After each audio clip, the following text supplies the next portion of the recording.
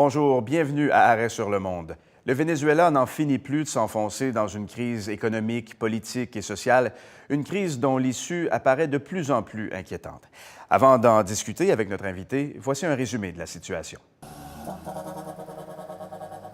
Depuis 2014, hyperinflation, pénurie et instabilité poussent des milliers de Vénézuéliens à quitter chaque jour le pays. En 4 ans, c'est plus de 2 millions de personnes qui ont ainsi choisi l'exil, soit 7% de la population. Selon l'Agence des Nations Unies pour les réfugiés, l'UNCHR, c'est l'un des mouvements de population les plus massifs de l'histoire de l'Amérique latine. Cet été, le président Nicolás Maduro a appelé ses concitoyens à revenir dans leur pays. Mais pour la plupart d'entre eux, c'est lui qui est la source de leur insécurité. Cette crise migratoire est le résultat de la crise politique qui ravage le pays, qui elle-même découle d'une situation économique déplorable. L'économie vénézuélienne est en grande partie basée sur l'exportation de pétrole, ce qui constitue sa plus grande faiblesse. Le pays, qui compte les réserves pétrolières les plus importantes au monde, n'a pas résisté à l'effondrement des cours de l'or noir. Aujourd'hui, la pénurie des biens basiques, de médicaments et de nourriture rend la vie des citoyens insoutenable. En 2017, des soulèvements urbains se sont succédés pour destituer le pouvoir en place, mais ce dernier n'a fait qu'endurcir sa politique contre l'opposition. Plus d'1 million de Vénézuéliens sont déjà partis pour la Colombie, mais d'autres ont aussi pris la route vers le Pérou, le Brésil, l'Équateur, ainsi que le reste du continent sud-américain. Notre invité pour en parler, Sébastien Dubé. Il enseigne en Amérique latine depuis une dizaine d'années. Il est professeur de sciences politiques maintenant à l'Universidad del Norte en Colombie. Monsieur Dubé, bonjour. Bonjour, merci pour l'invitation. Merci de passer sur notre plateau à l'occasion de votre passage au Québec. On l'a vu dans la vidéo, la crise vénézuélienne est expliquée en partie par la chute des cours du pétrole, mais est-ce que c'est réellement l'explication profonde ou si c'est un prétexte? C'est l'une des causes. Une crise de cette ampleur-là a évidemment plusieurs causes. Il y a une série de facteurs internes, de mauvaises décisions, une politique économique qui, oui, a été pendant longtemps basée sur le cours et le cours des prix du pétrole.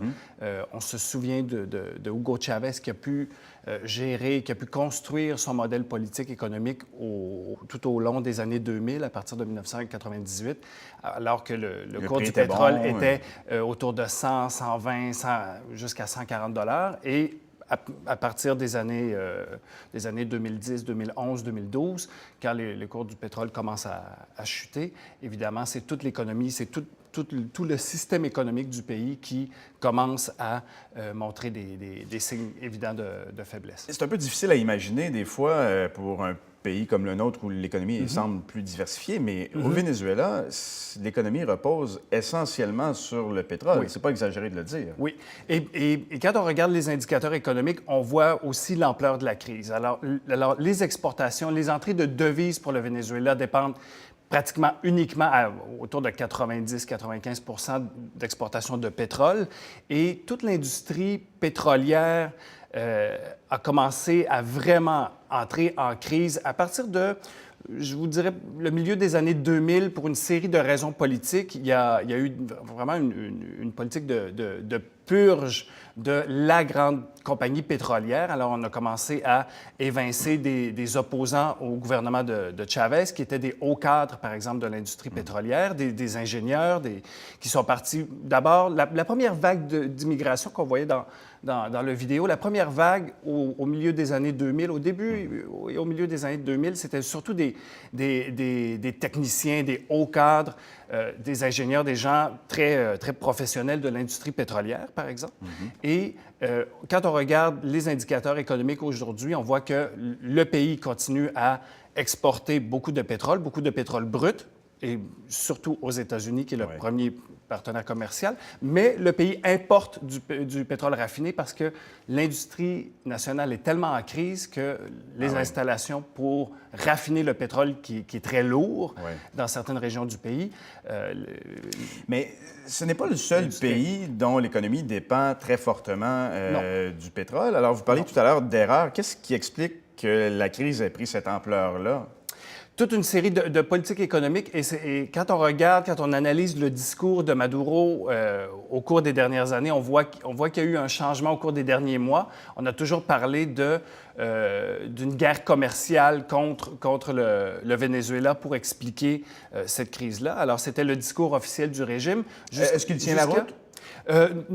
C'est vrai qu'il y a des sanctions, mais la plupart des sanctions économiques des États-Unis, de l'Union européenne, sont plus ciblées vers des dirigeants du régime, du gouvernement, de l'entourage de Nicolás Maduro. On sait que son épouse, il y a des membres de sa famille qui ont été accusés de trafic de drogue aux États-Unis, qui sont emprisonnés. Donc, on a beaucoup plus tenté de cibler des membres, des individus, des poids lourds du régime, plus que l'adoption de sanctions économiques plus larges pour affecter encore plus la population. Donc, certaines erreurs ou certaines oui, mauvaises certaines décisions, erreurs. Et je vous dirais, en juillet, par exemple, au moment où il y a eu le pseudo-attentat, tentative on de ne sait coup pas trop d'État, si là, c'est une tentative de coup d'État ou non. Une semaine auparavant, Maduro disait, plutôt que de parler de guerre commerciale, disait non, il faut reconnaître qu'on a commis des erreurs et je veux que mes ministres cessent de pleurnicher et qu'ils commencent à prendre des bonnes décisions. Bien, justement, parce que la crise a commencé, le début de la crise a concordé avec l'arrivée au pouvoir de Nicolás Maduro après le décès d'Hugo Chavez. Est-ce qu'on peut aussi taxer M. Maduro d'incompétence ou est-ce qu'il a sa part de responsabilité? Il a absolument sa part de responsabilité. Je ne crois pas que Hugo Chavez aurait pu sauver l'économie du pays avec avec un baril du pétrole à 35-40 $, 50 $, quand toute l'économie dépend essentiellement du pétrole et avec des projections, toujours des projections budgétaires de minimum 50, 60, 70 $. Alors, ça aurait été très difficile quand même pour Hugo Chavez de maintenir le système économique en place. On l'a vu dans la vidéo, les pénuries de toutes sortes affectent la population du Venezuela. Socialement, qu'est-ce que ça a comme impact?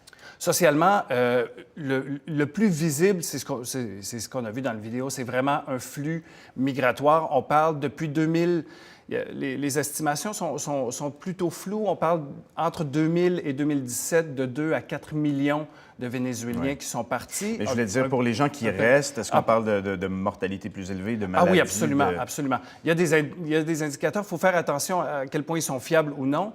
Il y a des sondages internes qui disent que les Vénézuéliens ont perdu en moyenne 11 kilos. Donc, les individus, les personnes, à cause de toutes les pénuries. Alors, changement de tout ce qui est la diète normale des gens. On parle de 1 kilo de poulet. C'est l'équivalent d'un mois de salaire, par exemple. Donc, pénurie de médicaments, réapparition de maladies comme le sarampion, la tuberculose, beaucoup de maladies infectieuses parce que les hôpitaux n'ont pas soit les médicaments, il y a des coupures d'électricité et tout. Donc, l'émission tire à sa fin. Je ne veux pas vous bousculer, mais il me reste 2 questions. Vous parliez de la vague migratoire. Cette vague migratoire-là, c'est l'une des plus importantes que l'Amérique latine ait connue. Absolument. Mais on a l'impression, vu d'ici, qu'elle n'est pas reçue de la même façon que la vague migratoire que les pays européens connaissent. Est-ce qu'on se trompe? Non, on ne se trompe pas parce que les Vénézuéliens, ce sont des Latino-Américains, donc culturellement, ils sont beaucoup plus près que, par exemple, des immigrants syriens au sud de l'Europe. Donc, le choc culturel est beaucoup moins grand. Par contre, on parle de flux migratoires, on parle de centaines de milliers de personnes qui émigrent soit de façon transitoire ou de façon permanente dans le nord du Brésil. Ça crée quand même des tensions. En Colombie. Et ce sont des pays où le nord du Brésil est la région la plus pauvre du Brésil. La frontière colombienne avec le Venezuela est une région très complexe à cause des conflits armés, à cause de la violence, à cause du narcotrafic, etc.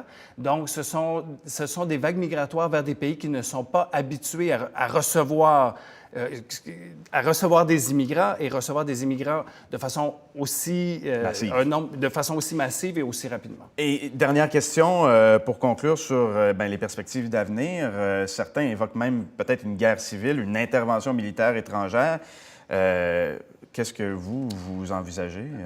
Depuis l'Amérique latine, il y a très peu d'appui pour une intervention militaire. Même les plus farouches opposants à Maduro, par exemple, Alvaro Uribe, l'ex-président de la Colombie, disait nous, on veut que les militaires vénézuéliens ne soient pas à la frontière de la Colombie, mais qu'ils fassent un coup d'État, qu'ils soient à Caracas pour prendre le pouvoir. Donc, depuis l'Amérique latine, on rejette toute intervention militaire, surtout des États-Unis, surtout de l'extérieur. Il y a tout un apprentissage historique qui explique ça. On veut éviter le chaos, mais il y a une certaine espérance depuis l'Amérique latine que la crise va se régler de façon interne, soit de façon négociée, même si c'est un peu illusoire de penser ça, ou... Parce que ça fait plusieurs années qu'ils essaient quand même. Ça fait plusieurs années qu'ils essaient. Ça a beaucoup payé pour Maduro pour gagner du temps, pour maintenir son agenda interne. Et ce qu'il faut voir beaucoup, c'est la relation au sein du régime et au sein des forces armées. C'est en train de s'effriter? Il y a évidemment des mécontents, mais le pouvoir des militaires, le contrôle de l'économie, le contrôle des aliments, le contrôle de la distribution, le contrôle de l'industrie pétrolière par les militaires, c'est très efficace. Ça explique la stabilité du régime actuellement, mais il y a évidemment beaucoup de mécontentement à l'interne. Merci beaucoup. Sébastien Dubé, professeur de sciences politiques à l'Universidad del Norte en Colombie, qui était de passage au Québec. Merci d'être venu sur notre plateau. Merci à vous.